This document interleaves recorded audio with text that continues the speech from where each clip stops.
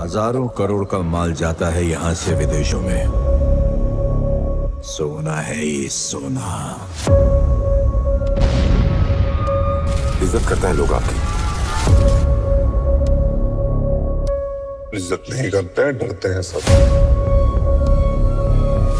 और डर की यही दिक्कत है कि कभी भी खत्म हो सकता है।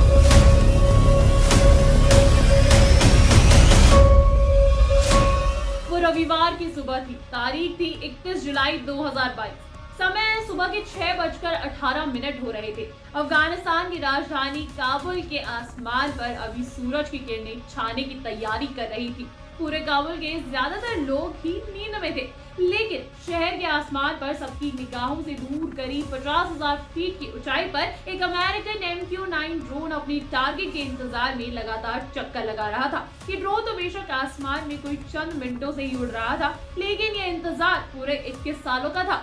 और आखिरकार वो घड़ी भी आई जब टारगेट खुली जगह पर नजर आया। ये जगह थी काबुल के शेरपुर जिले के पौष इलाके में मौजूद एक इमारत की वो बालकनी, जहां दुनिया के सबसे बड़े आतंकी संगठन यानी अल-कायदा का चीफ ऐमान अल जवाहिरी ताजी हवा लेने के इरादे से वॉक कर रहा था। मगर तभी आसमान से MQ-9 ड्रोन ने तेजधार ब्लेड से भरे 2 R9X हेलफायर मिसाइल फायर किए और इन मिसाइलों ने जवाहिरी को निशाना बना डाला और इसी के साथ पलक झपकते ही आतंक के सबसे बड़ा आका का खात्मा हो चुका था। आका जिसने ओसामा बिन लादेन के मारे जाने के बाद आज से ठीक 11 साल पहले अल-कायदा की कमान संभाली थी और जो लगातार सालों साल पाकिस्तान और अफगानिस्तान जैसे मुल्कों में छुप छुपा कर अब भी पूरी दुनिया में आतंक एक्सपोर्ट करने में लगा था। लेकिन रविवार की सुबह बेगुनाहों की जान लेने वाले इस आतंकी सरगना की जिंदगी की आखिरी सुबह साबित हुई।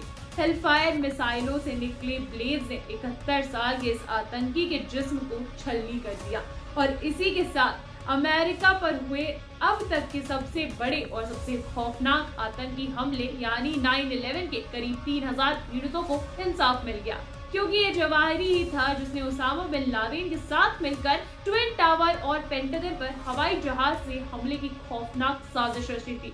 वैसे जवाहिरी सिर्फ 9/11 का गुनहगार ही नहीं था, बल्कि उसने तंजानिया, केन्या जैसे देशों में अमेरिकी दूतावासों पर हुए हमलों समेत और भी कई आतंकी हमलों को अंजाम दिया था। ऐसे में जवाहिरी की मौत के साथ अब ये कहा जा सकता है कि 21 साल बाद ही सही अमेरिका का इंतकाम पूरा हुआ। यही वजह है कि इस ऑपरेशन के पूरा होने के एक दिन बाद अमेरिकी राष्ट्रपति बाइडेन ने कहा, इससे कोई फर्क नहीं पड़ता कि इसमें कितना वक्त लगता है। अगर आप हमारे लोगों के लिए खतरा है तो अमेरिका आपको हर हाल में ढूंढ निकालेगा और आपको आपके अंजाम तक पहुंचाएगा, फिर चाहे आप जहां कहीं भी छुपे हो।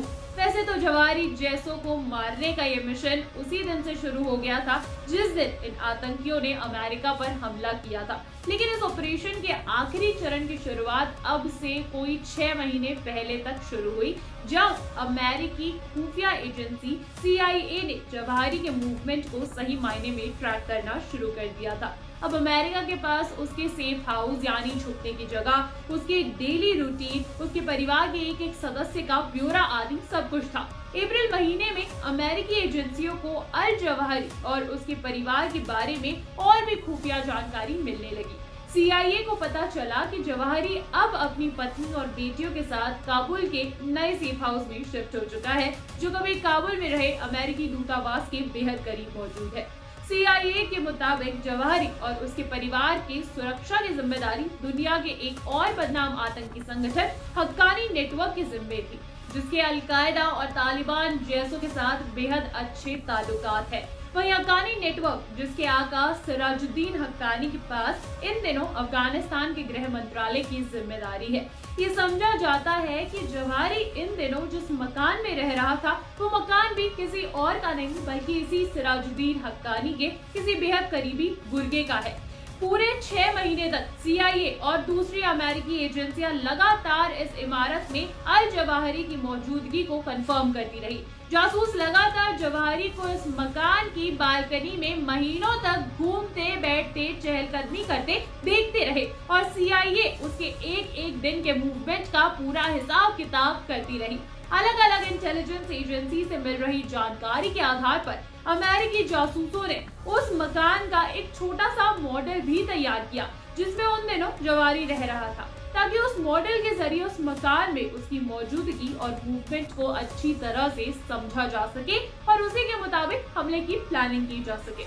वैसे तो अमेरिकी राष्ट्रपति बाइडेन को जवाहरी की मिल रही इन जानकारियों के बारे में पूरे मई और जून महीने तक समय समय पर लगातार ब्रीफ किया जाता रहा, लेकिन ये 1 जुलाई की तारीख थी जब बाइडेन ने अपने कैबिनेट मेंबर्स के साथ मिलकर सिचुएशन रूम में जवाहरी की मौत के परवाने पर दस्तखत किए, यानी उसे मार गिराने का फाइनल हुक्म दिया। तो बाइडेन ने CIA के इस प्लान की बारीकियों को न सिर्फ बड़े गौर से समझा, बल्कि उन्होंने अमेरिकी अफसरों से इस प्लान को लेकर कई सवाल भी पूछे। असल में बाइडेन 2 बातें तय करना चाहते थे। पहला तो ये कि अमेरिका का ये वार किसी भी कीमत पर खाली ना जाए, और दूसरा ये कि जवाहरी के अलावा इस हमले में उसके परिवार का दूसरा कोई मेंबर मारा ना जाए। 25 जुलाई को अफसरों ने अमेरिकी कैबिनेट को हमले की पूरी प्लानिंग का ब्लूप्रिंट सौंपा। कहते हैं कि बाइडेन ने इस दौरान एजेंसियों से जवाहरी को निशाना बनाने के दूसरे तौर तरीकों के बारे में भी पूछा, और आखिरकार सर्वसम्मति से यानी सबकी राय से ड्रोन हमले का वो प्लान चुना गया जो आसपास के इलाके में कम से कम जानी नुकसान करे और अपने टारगेट को इस तरीके से पिन पॉइंट करे कि उसके पास बचने की कोई गुंजाइश ही न हो। जवाहरी के मरने के बाद कामरान यूसुफ ने ट्वीट कर लिखा था कि अलकायदा चीफ ऐमान जवाहरी काबुल में अमेरिकी ड्रोन हमले में मारा गया। ऐसा लगता है कि पाकिस्तान इस ऑपरेशन का हिस्सा है, क्योंकि ड्रोन स्ट्राइक से 48 घंटे पहले अमेरिका के टॉप जनरल ने पाकिस्तानी सेना के चीफ से बात की थी। हालांकि पाकिस्तानी पत्रकार ने इस ड्रोन स्ट्राइक को आतंकवाद के खिलाफ पाकिस्तान की लड़ाई बताया है, मगर हकीकत सब जानते हैं कि जिस तरह हक्कानी नेटवर्क ने काबुल में जवाहरी को छिपा रखा था, उसी तरह पाकिस्तान ने एबटाबाद में ओसामा को पनाह दे रखी थी। तो फिर जवाहरी को मरवाने में पाकिस्तान का क्या फायदा हो सकता है? लेकिन कई जानकारियां ये भी आती है कि पाकिस्तान ने पैसे लेकर जवाहरी से जुड़ी सारी जानकारी अमेरिका को सौंप दी थी। जवाहरी 1 महीने पहले ही पाकिस्तान से अफगानिस्तान गया था। इससे पहले वो पाकिस्तान में ही था। अगर आतंकवाद विरोधी अभियान के तहत जवाहरी को मरवाना होता तो पाकिस्तान उसे बहुत पहले ही मार चुका होता, मगर इस बार उसके पास अमेरिका से पैसे ऐंठने और अफगानिस्तान में जवाहरी के मारे जाने से कट्टरपंथियों की नाराजगी से भी बचने का मौका था। जहां तक अमेरिका के सटीक ऑपरेशन की बात है, तो पाकिस्तान में रहने के दौरान पाकिस्तानी सेना को अल जवाहरी के हर मूवमेंट की खबर थी। तालिबान के संपर्क में रहने की वजह से भी पाकिस्तानी सेना जानती थी कि अल जवाहरी कहां रह रहा है। ऐसे में पाकिस्तान एक बार फिर अनजान बनने की कोशिश कर सकता है। कुछ ऐसी ही कोशिश उसने ओसामा बिन लादेन की मौत के वक्त भी की थी, क्योंकि पाकिस्तान के लिए पैसा भी जरूरी है, तो वही वो अपनी जमीन पर पल रहे आतंकियों को नाराज भी नहीं करना चाहता। बहरहाल अल जवाहरी की मौत अमेरिका के लिए एक बड़ी जीत है, जिसने 21 सालों से चल रहे बदले को पूरा कर दिया। ऐसे ही साजिश और CIA के मिशन की कहानी हमें KGF 3 में दिखाई जा सकती है दोस्तों, जिसमें CIA ऐसे ही रॉकी, जो वर्ल्ड का मोस्ट वांटेड क्रिमिनल है, उसको ढूंढने के लिए मिशन को तैयार करेगा। आपको कैसी लगी ये कहानी हमें कमेंट्स में जरूर बताएं। अगर पसंद आई हो तो लाइक कीजिए, शेयर कीजिए और हाँ, सब्सक्राइब कीजिए पॉलीग्राफ स्टूडियोज को। नमस्कार।